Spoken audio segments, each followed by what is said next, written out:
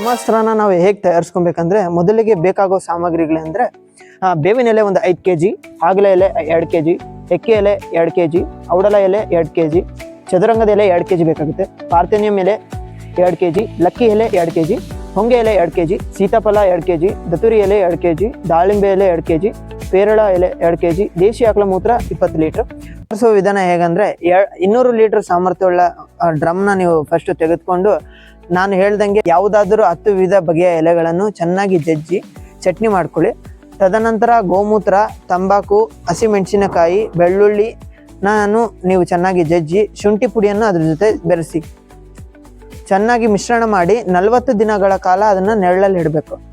ಅದಾದಮೇಲೆ ಪ್ರತಿದಿನ 3 ಬಾರಿ ಚೆನ್ನಾಗಿ ಆಂಟಿ ಕ್ಲಾಕ್ ವೈಸ್ ನಾವು ಪ್ರದಕ್ಷಿಣಾಕಾರವಾಗಿ ತಿರುಗಿಸ್ಬೇಕು.